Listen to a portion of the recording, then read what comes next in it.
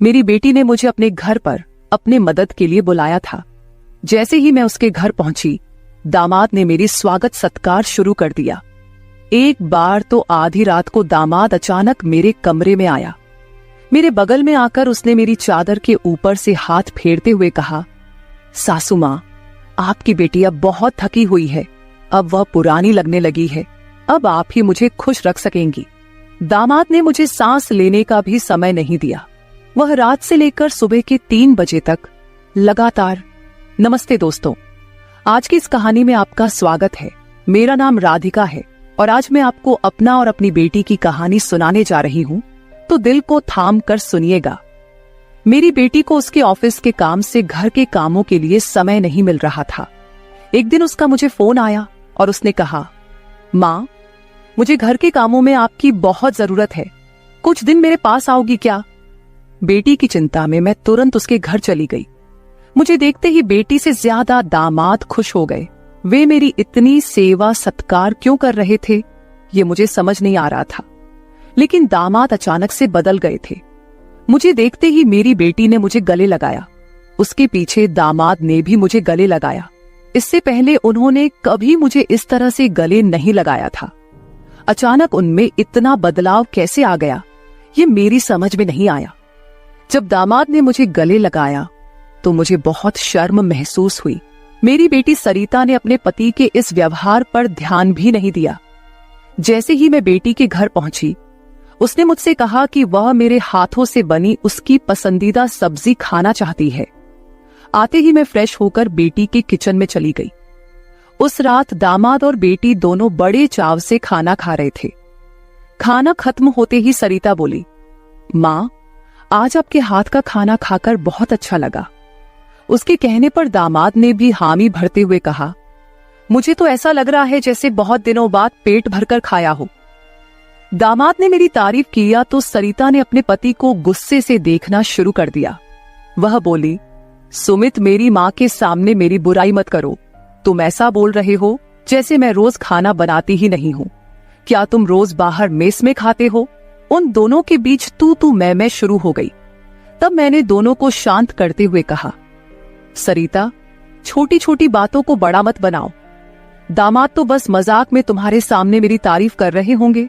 वैसे भी रोज तो मैं यहाँ नहीं रहती, तुम ही अपने पति का ख्याल रखती हो।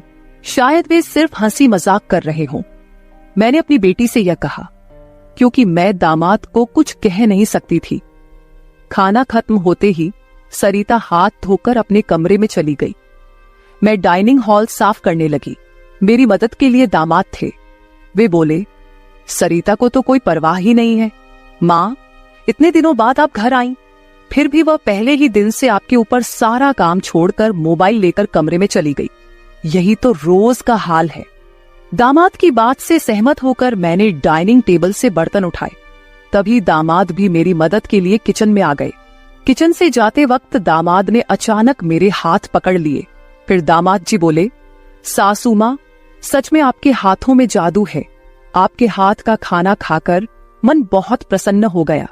आगे भी मुझे आपके इस तरह के अलग अलग रूप देखने को मिलेंगे। मेरा न कोई साला है और न कोई साली। मेरे ससुराल में तो आप ही एक हैं। अब चाहे साला, साली और बहनोई की हंसी मजाक हो या सासू माँ की देखभाल, ये सभी रिश्ते आपको ही निभाने हैं। अब मैं आपको यहाँ से जल्दी जाने नहीं दूंगा। मुझे दामाद का प्यार समझ में आया, लेकिन इसके पीछे उनका क्या मकसद था, इस पर मैंने ज्यादा गहराई से सोचा नहीं था। इसी तरह कुछ दिन और बीत गए। मुझे बेटी के घर आए कुछ ही दिन हुए थे। तभी मैंने महसूस किया कि उन दोनों पति पत्नी के बीच कुछ ठीक नहीं था। लगातार 3 दिन से मुझे रात को उनकी बड़बड़ाहट और दामाद की आवाज उनके कमरे से सुनाई दे रही थी। वह बात प्रेम की तो बिल्कुल नहीं थी। उन दोनों के बीच कुछ गड़बड़ थी, ये मुझे साफ महसूस हो रहा था, क्योंकि जब से मैं वहां आई थी मैंने उन्हें कभी साथ में हंसते खेलते नहीं देखा था। एक दिन शाम को सरिता ऑफिस से जल्दी घर आ गई।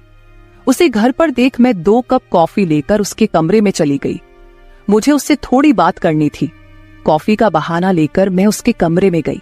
मैंने उसके हाथ में कॉफी का कप दिया, लेकिन वह मुझसे बात करने के बजाय मोबाइल में व्यस्त थी।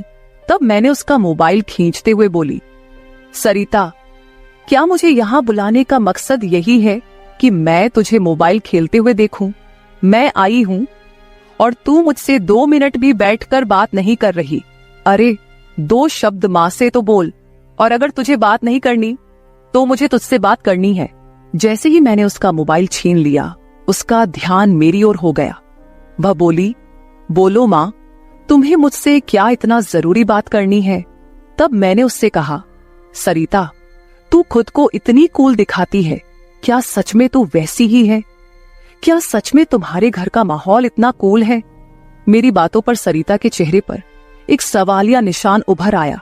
वह बोली, माँ, तुम क्या बोल रही हो? मुझे तो कुछ समझ में नहीं आ रहा। जो बोलना है सीधे बोलो। अब तुम टीचर नहीं हो और ना मैं तुम्हारी स्टूडेंट, जो तुम मुझसे इतने सख्ती से बात कर रही हो। सरिता के कंधे पर हाथ रखकर मैंने उससे कहा, अरे पिछले 3 दिनों से रात को मुझे तुम्हारे कमरे से तुम दोनों की बड़बड़ाहट सुनाई दे रही है। क्या तुम दोनों के बीच सब कुछ ठीक है? अभी तुम्हें बच्चा भी होना है। अभी से ही तुम्हारे बीच अनबन शुरू हो गई है। अभी तो तुम्हें साथ में पूरा जीवन बिताना है। ये सही तरीका नहीं है। मेरी बातों का जवाब देते हुए सरिता बोली, माँ, मुझसे कहने के बजाय समीर से कहो, क्योंकि हमेशा वही झगड़ा शुरू करता है। उस दिन भी देखा ना, कैसे वह खाने की टेबल पर मुझे कुछ भी बोल रहा था। फिर वह बोली, माँ, अब तुम ही बताओ, मैं ऑफिस में भी थक जाती हूँ। ऊपर से घंटों ट्रैफिक में फंसकर घर आना पड़ता है। अब 3 दिन से तुम घर आई हो तो मुझे थोड़ी राहत मिली है, नहीं तो रोटियां बेलते वक्त भी मेरी आंख लग जाती थी।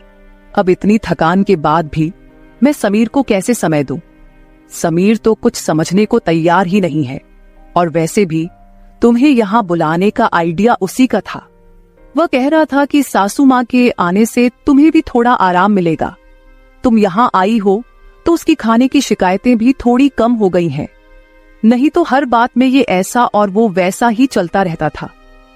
तुम्हें बुलाने से पहले वह कह रहा था कि जब मेरी सासू माँ आएंगी तो मैं उनसे सारी ख्वाहिशें पूरी करवाऊंगा। अब तुम्हारे दामाद को तुमसे क्या ख्वाहिशें पूरी करवानी है, ये तुम ही देख लो। उसकी शिकायतों से तो मुझे थोड़ी राहत मिल गई है। सरिता की बातें सुनकर मुझे लगा कि सच में उसे काम से समय नहीं मिल पाता होगा, इसलिए समीर को खाने पीने की परेशानी हो रही होगी, और शायद इसलिए उन्होंने मुझे कुछ दिनों के लिए बुला लिया होगा। लेकिन दामाद को मुझसे और भी ख्वाहिशें पूरी करवानी थीं, इसका मुझे कोई अंदाजा नहीं था। सरिता की बातें सुनकर मुझे लगा कि उनके बीच सामान्य झगड़े हैं जो वे खुद सुलझा लेंगे। इसलिए आगे मैंने सरिता को और नहीं समझाया। जैसे ही मैं उसके कमरे से बाहर निकली, मुझे दामाद की गाड़ी का आवाज सुनाई दिया। उस दिन समीर भी जल्दी घर आ गए थे। उन्हें घर में देखकर मैंने कहा, आज आप जल्दी आ गए, चलो अच्छा हुआ। आज तुम दोनों बाहर जाकर डिनर कर लो, घर में संभाल लूंगी। उन्हें थोड़ा बाहर घूमने फिरने का मौका मिलेगा, इसलिए मैंने उन्हें डिनर के लिए बाहर जाने को कहा। लेकिन दामाद ने कहा, सासू माँ, होटल जाने की जरूरत नहीं है। आज मेरे बॉस का 50वां जन्मदिन है। बॉस ने जन्मदिन के मौके पर एक 5 स्टार होटल में पार्टी रखी है और हमें खास तौर पर उस पार्टी में बुलाया गया है। समीर की बात सुनकर मैंने कहा, अरे वाह, तो फिर तुम दोनों जल्दी से अच्छे से तैयार हो जाओ और साथ में पार्टी में जाओ।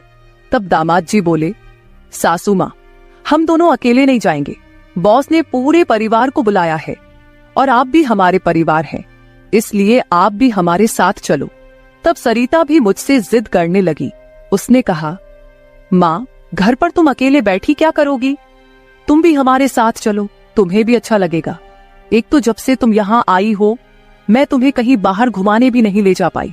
मैं छुट्टी लूंगी तो लूंगी, पर अभी तो तुम हमारे साथ बाहर चलो, कम से कम तुम्हारा भी मन थोड़ा हल्का हो जाएगा। उन दोनों का इतना जोर बढ़ गया कि मुझे भी उनके साथ जाने के लिए तैयार होना पड़ा। मैं हमेशा कहीं भी जाती थी तो अपने साथ 1-2 पार्टी वियर कपड़े रखती थी। इस बार भी मैंने पिंक रंग की नेट वाली साड़ी साथ रखी थी।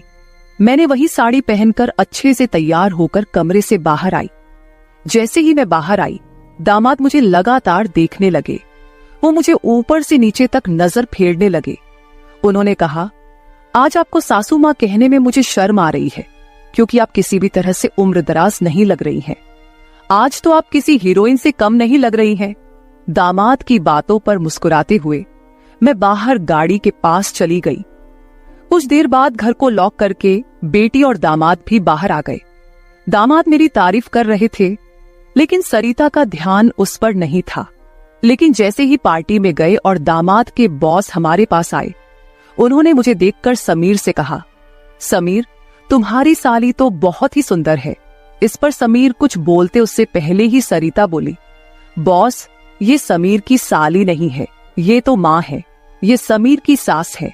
हमारे रिश्ते को सुनकर बॉस चौंक गए। उन्होंने कहा, आपकी खूबसूरती और जवानी को देखकर ऐसा बिल्कुल नहीं लगा कि आप सासू माँ हो सकती हैं। बॉस ने अपनी गलती स्वीकारते हुए मुझसे माफी मांगी और वहां से चले गए। बॉस के जाते ही दामाद मेरी तारीफ करने लगे। उन्होंने कहा, सच में सासू माँ, आज तो आप सरिता से भी ज्यादा खूबसूरत लग रही हैं। सच में पत्नी तो ऐसी होनी चाहिए।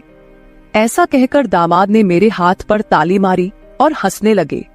लेकिन उनकी इस मजाक पर सरिता गुस्से से मेरी ओर देखने लगी।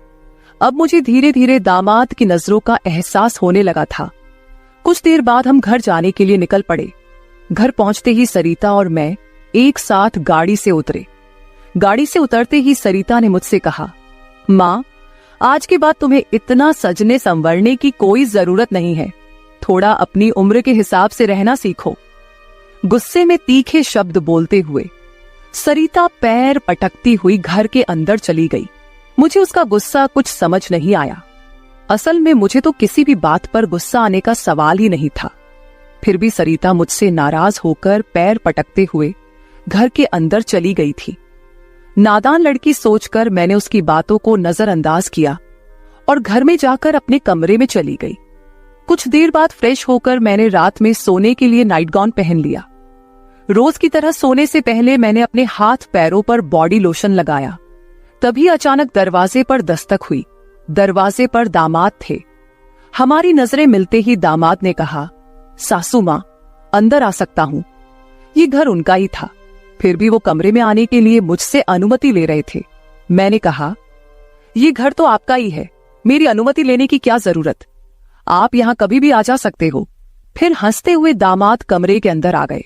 उन्होंने मेरी ओर देखकर कहा, सासू माँ, सच में आज आप बहुत सुंदर लग रही थी।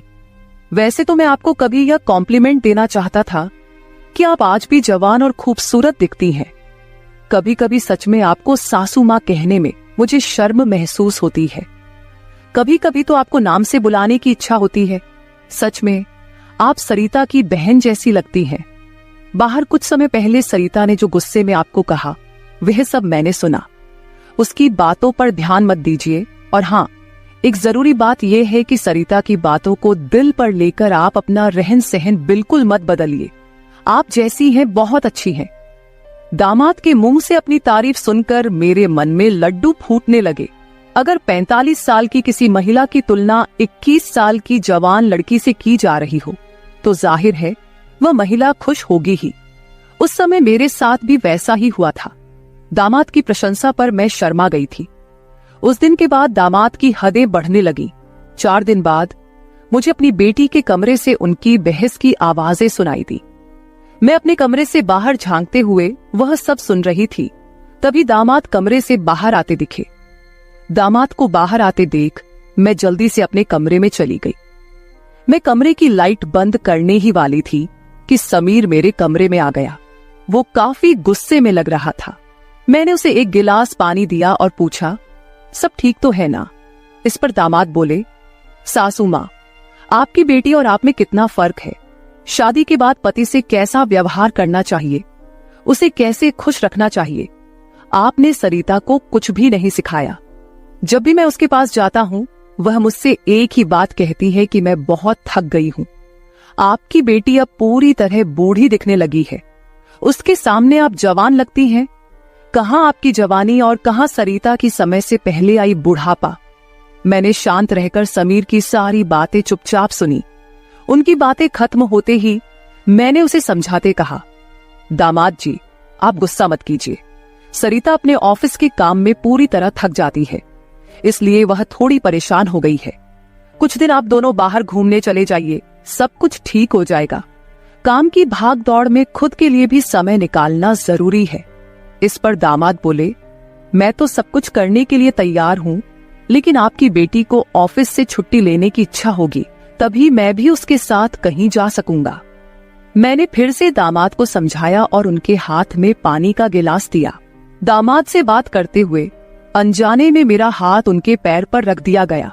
अचानक दामाद ने अपने पैर पर रखा मेरा हाथ अपने हाथ से पकड़ा और मेरे हाथ से गिलास को एक ओर रखते हुए दूसरे हाथ से मेरे चेहरे से बाल हटाकर बोले, सासू माँ, आप सच में बहुत सुंदर हैं।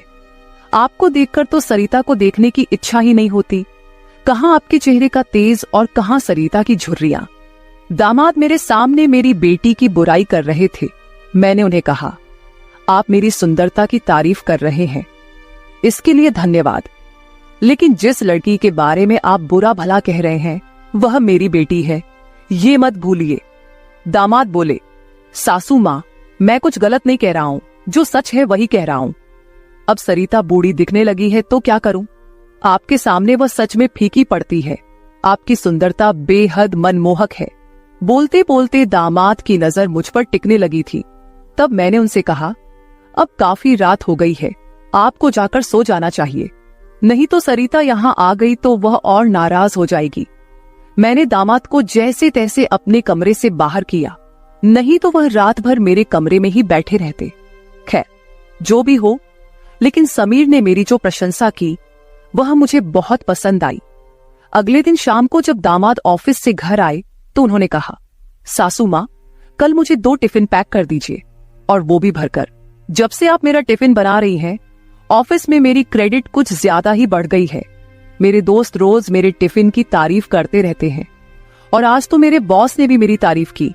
सबको लगा कि मेरी पत्नी ने इतना अच्छा खाना बनाया है, लेकिन मैंने सबका भ्रम दूर कर दिया और उन्हें बताया कि यह जादू मेरी पत्नी के हाथों में नहीं, बल्कि मेरी सासू माँ के हाथों में है। कल मेरे बॉस ने आपसे टिफिन मांगा है, और हाँ, टिफिन के साथ आप भी अच्छे से तैयार रहिएगा, क्योंकि बॉस ने आपको भी मिलने के लिए बुलाया है। मेरे दोस्तों को भी आपसे मिलने की इच्छा है। दामाद मेरी तारीफों के पुल बांध रहे थे, तभी सरिता वहीं बैठी थी। बातें करके समीर डाइनिंग हॉल से बाहर चले गए। मैं भी किचन में रात का खाना बनाने जाने लगी। तभी सरिता ने कहा, माँ, तुम्हें अपने दामाद के सामने ज्यादा कूल बनने की कोशिश नहीं करनी चाहिए। मैंने तुम्हें उसी दिन समझाया था कि तुम्हें अपनी उम्र के हिसाब से रहना चाहिए। अब ना तुम नौकरी करती हो, ना पापा है, तो तुम्हें इन सब नखरों की क्या जरूरत है। कल तुम समीर के ऑफिस जा ही रही हो तो एकदम साधारण और सादगी से जाओ। मुझे तुम्हारा यह टाप टिप रहना बिल्कुल अच्छा नहीं लगता। मेरी अपनी बेटी मुझ पर हुक्म चलाने लगी थी। उस समय मुझे सरिता की बातों पर बहुत गुस्सा आया। मैंने उससे कहा, सरिता, उस दिन मैंने तुम्हें बच्चा समझकर कोई जवाब नहीं दिया, लेकिन अब तुम्हारी हिम्मत बढ़ती जा रही है। याद रखना, मैं तुम्हारी माँ हूं, ये मत भूलना। मुझसे बात करते समय अपनी जुबान का ख्याल रखो। एक बात तो तुम्हें भी अच्छे से पता है कि मुझे हमेशा से टापटिप रहने की आदत है। मैं अपनी आदत किसी के कहने से नहीं बदलूंगी। इंसान जितना अच्छा रहता है उतना ही फ्रेश दिखता है, यही मेरा मानना है। तुम चाहे कुछ भी कहो, मैं अपनी रहन सहन नहीं बदलने वाली। अगर किसी को बदलना है तो तुम खुद को बदलो, अपना चिड़चिड़ा स्वभाव बदलो। कभी कभी तो मुझे लगता है कि तुम मेरी ही बेटी हो या नहीं। उस दिन पहली बार मैं अपनी बेटी से इतने गुस्से में बात कर रही थी। इससे पहले सरिता ने भी कभी मुझसे इतने कटु शब्दों में बात नहीं की थी, इसलिए उससे गुस्सा होकर मैं किचन में चली गई। उस रात खाना खाते समय भी मैंने किसी से बात नहीं की। अगले दिन दोपहर के 1 बजे के बाद मुझे मेरे दामाद का फोन आया, तो मैं तैयार होकर उनके ऑफिस जाने के लिए निकली। शाम को मैं और समीर साथ ही घर लौटे। मुझे और समीर को साथ देखकर सरिता और भी ज्यादा नाराज हो रही थी। अब मुझे उसकी नाराजगी से कोई फर्क नहीं पड़ता था। वो तो अपने पति को भी खुश नहीं रख पाई थी। मैंने भी अब उससे किसी तरह की कोई उम्मीद नहीं रखी थी। लेकिन इधर मेरे दामाद अब मुझसे बहुत अच्छे से पेश आने लगे थे। हर 2-3 दिन में वो मुझसे कहते कि उनके ऑफिस में उनके दोस्तों ने या कभी उनके बॉस ने मुझसे मिलने के लिए बुलाया है। उस दिन भी सुबह नाश्ता करते समय दामाद ने मुझसे कहा, सासू माँ, घर के सारे काम जल्दी निपटा लीजिए क्योंकि आज भी आपको ऑफिस जाना है। मैंने उनकी बात पर सहमति जताई। जैसे ही समीर ऑफिस के लिए निकले, सरिता ने मुझे घेर लिया।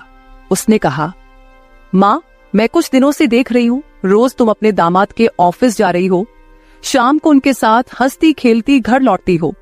अब भी तुम दोनों में सास दामाद का रिश्ता बरकरार है या फिर सीमाएं पार हो गई हैं? उस समय सरिता कुछ ज्यादा ही बोल गई थी। मैंने उस पर जोर से चिल्लाई, फिर भी उसे कोई फर्क नहीं पड़ा। उसने कहा, मुझ पर चिल्लाने की बजाय एक बार यह सोचो कि तुम्हारा और तुम्हारे दामाद का रिश्ता किस मोड़ पर जा रहा है।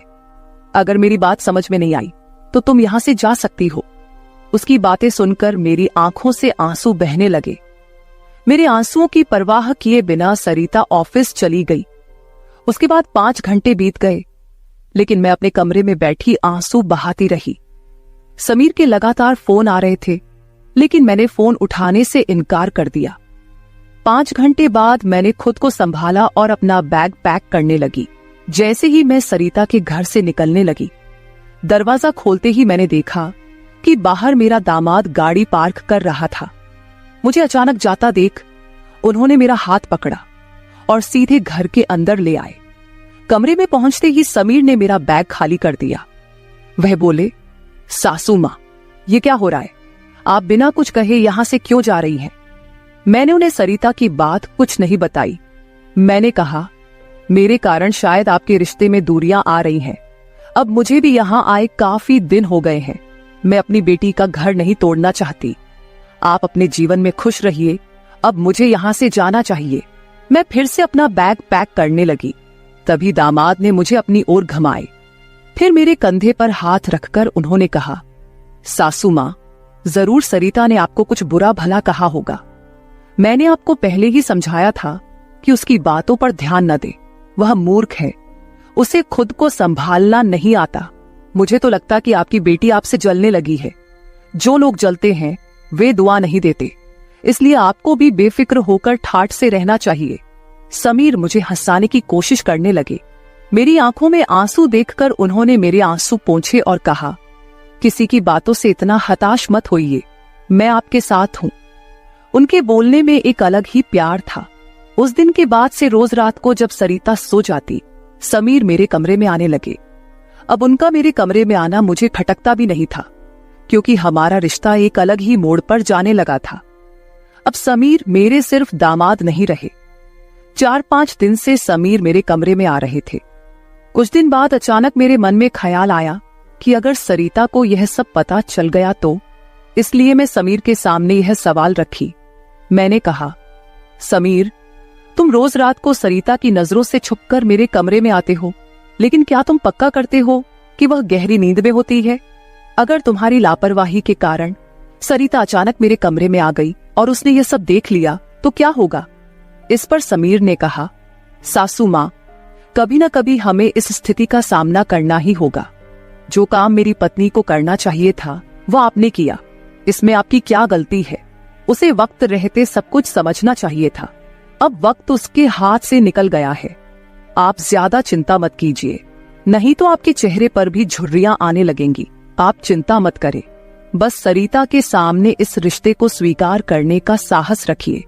हम दोनों बात कर ही रहे थे कि अचानक सरिता कमरे में आ गई। मैंने उसका नाम लिया ही था कि वह वहां मौजूद हो गई थी। हम दोनों सास और दामाद एक दूसरे को देखने लगे। सरिता तो हमें साथ देखकर हमारी ओर बस देखती ही रह गई थी। उसने कहा, मुझे तुम दोनों पर पहले ही शक हो गया था। समीर, तुम्हें क्या लगा कि तुम रोज रात को मुझे चकमा देकर जाते हो और मुझे इसका बिल्कुल पता नहीं चलता? मैं तो बस मौके का इंतजार कर रही थी, क्योंकि मुझे तुम दोनों को रंगे हाथ पकड़ना था। अब तो मैंने तुम्हारी सारी बातें रिकॉर्ड कर ली हैं और तुम्हें इस हालत में भी देख लिया है। सरिता बोल ही रही थी कि तभी समीर का फोन बजा। उसने मेरा हाथ छोड़ दिया और कमरे से बाहर चला गया। थोड़ी देर पहले जब वह मुझे समझा रहा था तो उसने मेरा हाथ पकड़ रखा था। कुछ ही मिनटों बाद वह एक शख्स को लेकर कमरे में वापस आया। वह तीसरा शख्स और कोई नहीं बल्कि समीर का बॉस था। उसे आधी रात को घर में देखकर सरिता चौंक गई। उसने बॉस की ओर देखकर कहा, आप इस समय यहाँ कैसे? बॉस आश्चर्यचकित होकर सरिता को देख रहे थे। तब सरिता बोली, आप यहाँ क्यों आए हैं ये तो मुझे नहीं पता, पर मुझे अब एक गवाह मिल गया है। वह बॉस के सामने मेरे और मेरे दामाद के रिश्ते के बारे में बकवास करने लगी। तभी समीर के बॉस यानी रघुवीर जी सरिता की ओर देखकर बोले, सरिता, तुम यह क्या बकवास कर रही हो? तुम्हें पता है तुम अपनी माँ और अपने पति के बारे में क्या कह रही हो? अब तो सरिता और भी ज्यादा बकवास करने लगी। तभी समीर उस पर चिल्लाया। उसने कहा, मैं अभी तक सब सुन रहा था। मुझे पता था कि तुम समझदार नहीं हो, इसलिए मैंने तुम्हें कुछ नहीं बताया, लेकिन अब तुम बॉस के सामने कुछ भी बकवास करने लगी हो। शायद अब तुम्हें सच बताने का समय आ गया है। मैं समीर को शांत रहने के लिए कह रही थी, लेकिन उसने मेरी एक न सुनी। वह बोला, माँ, अब और कितने दिन आप यह सब बातें छुपा कर रखेंगी? इस तरह मन मारकर जीवन को सुखमय नहीं बनाया जा सकता। जीना है तो खुले दिल से जियो। आपको किसी से डरने की जरूरत नहीं है, क्योंकि आपने कोई अपराध नहीं किया। समीर ने सरिता से कहा, सरिता, पिछले कुछ दिनों से मैं इस कमरे में आ रहा हूँ, ये सच है, लेकिन मैं इस कमरे में क्यों आ रहा था, इसका कारण वो नहीं है जो तुम सोच रही हो। इसका असली कारण कुछ और ही है। मैं यहाँ इसलिए आता था ताकि अपने बॉस को तुम्हारी माँ के कमरे में सुरक्षित छोड़ सकूं। मैं तुम्हारी माँ के साथ नहीं बल्कि मेरे बॉस होते थे। जिस दिन हम बॉस के जन्मदिन की पार्टी में गए थे, उस रात जब हम पार्टी से घर लौटे थे, तो मैंने तुम्हारी माँ को उनके कमरे में रोते हुए देखा था। उसी रात बॉस ने मुझसे तुम्हारी माँ का फोन नंबर भी लिया था। उस रात बॉस बार बार तुम्हारी माँ को फोन कर रहे थे। उस रात जब मैं अचानक तुम्हारी माँ के कमरे में गया, तो मैंने उनके फोन में बॉस के कई मिस्ड कॉल देखे। अगले दिन मैंने बॉस से इस बारे में पूछा, तभी मुझे सच्चाई पता चली। एक समय था जब तुम्हारी माँ और बॉस एक ही कॉलेज में पढ़ते थे। इतना ही नहीं, उन दोनों के बीच प्यार भी था, लेकिन घर वालों के दबाव के कारण वे अपना जीवन एक साथ नहीं बिता सके। पर किस्मत ने 30 साल बाद उन्हें एक बार फिर से आमने सामने खड़ा कर दिया। तुम्हारी माँ कुछ बोलने के लिए तैयार नहीं थी, लेकिन बॉस की वजह से मुझे उन दोनों के रिश्ते के बारे में पता चला। तब से मैंने जानबूझकर कभी दोस्तों का बहाना बनाया तो कभी बॉस का, ताकि तुम्हारी माँ और बॉस को एक दूसरे से मिलवा सकूं। धीरे धीरे मैंने तुम्हारी माँ के चेहरे पर खुशी देखनी शुरू की। वह भी अपना पुराना रिश्ता जीने लगी, लेकिन तुमने इसे गलत समझा और माँ पर गलत आरोप लगाए। तुम्हारे आरोपों के बाद तुम्हारी माँ ने घर से बाहर निकलना बंद कर दिया। तब से मैंने इस प्रेमी जोड़े की मुलाकात अपने घर में ही करानी शुरू कर दी। तुम्हारी माँ जानती थी कि तुम इस उम्र में उनके और बॉस के रिश्ते को स्वीकार नहीं करोगी, इसलिए उन्होंने कभी तुमसे खुलकर बात नहीं की। लेकिन अब मुझे लगता है कि उन्हें अपनी जिंदगी का फैसला खुद करने देना चाहिए। सरिता बोली, समीर, तुम मेरी माँ को उनके प्रेम से मिलने के लिए इतना प्रयास कर रहे थे। तुम दामाद होकर भी कोई आपत्ति नहीं कर रहे थे और मेरी माँ को एक बार फिर से जीने का मौका दे रहे थे। मैं आगे बढ़ी और सरिता से आंसू भरी आंखों के साथ बोली, मुझे माफ कर दे बेटी, मुझे इस उम्र में यह सब नहीं करना चाहिए था। मुझे रघुवीर से फिर से नहीं मिलना चाहिए था। लेकिन तू चिंता मत कर, सुबह होते ही मैं यहां से चली जाऊंगी। मैं रघुवीर से कभी नहीं मिलूंगी। इस उम्र में मुझे यह बातें तुम्हारे मुंह से सुनने से पहले ही मैं यहां से चली जाती हूं। मेरी आंखों में आंसू देखकर सरिता बोली, मां, मुझे माफ कर दो। मैंने तुम्हें समझा ही नहीं, ना मैंने कभी तुम्हारे अकेलेपन को महसूस किया। अब वो समय तो बीत गया, पर अगर तुम मेरे लिए जी सकती हो तो फिर मैं तुम्हारी खुशी में क्यों नहीं शामिल हो सकती। तुम्हारे समय में दादा ने तुम्हारी शादी नहीं होने दी होगी, लेकिन अब मैं उनके नक्शे कदम पर नहीं चलूंगी। मैं तुम्हें और बॉस को आपके आगे के जीवन के लिए ढेर सारी शुभकामनाएं देती हूं। बॉस मुझे मेरे पिता के रूप में स्वीकार है। बेटी की सहमति सुनकर मेरी आंखों में आंसू भर आए। रघुवीर भी मेरी तरह ही अपने जीवन में अकेले थे। अगले 3 दिनों के भीतर मेरी और रघुवीर की रजिस्टर्ड मैरिज मेरी बेटी और दामाद की मौजूदगी में हो गई। शायद ये पहली बार हुआ होगा कि एक बेटी ने अपनी माँ की विदाई की थी। मेरी विदाई के समय मैंने सरिता को एक सीख दी। मैंने उससे कहा, सरिता, पैसा सब कुछ नहीं होता, इसीलिए हमेशा पैसे के पीछे भागना छोड़कर कभी अपने परिवार पर भी ध्यान देना चाहिए। कर्तव्यों से भागकर ना तो जीवन पूरा होता है, ना ही खुशियां मिलती हैं। अब समय आ गया है कि तुम अपनी जिम्मेदारियों पर ध्यान दो। सरिता ने मुझसे वादा किया कि आगे से वो अपने घर की जिम्मेदारियों को निभाने में पीछे नहीं हटेगी। मेरी विदाई होते ही सरिता ने पूरे 20 दिनों की छुट्टी ली। शादी के 2 साल बाद मेरी बेटी और दामाद एक बार फिर हनीमून पर गए। तो दोस्तों, शादी और प्यार की कोई उम्र नहीं होती। जहां दिल मिलते हैं वहीं रिश्ते भी अपने आप बन जाते हैं। बस जरूरत होती है एक दूसरे को समझने की। तो मेरे प्यारे दोस्तों, यह थी हमारी आज की छोटी सी कहानी। आपको ये कहानी कैसी लगी कमेंट करके जरूर बताएं। अगर आप ऐसी ही और भी इंटरेस्टिंग और रोमांटिक कहानियां सुनना चाहते हो तो चैनल को सब्सक्राइब जरूर कर ले और बेल आइकॉन ऑन कर ले, ताकि आपको मेरी आने वाली नई वीडियो की सूचना तुरंत मिल सके। कल मिलेंगे एक और नई कहानी के साथ। धन्यवाद।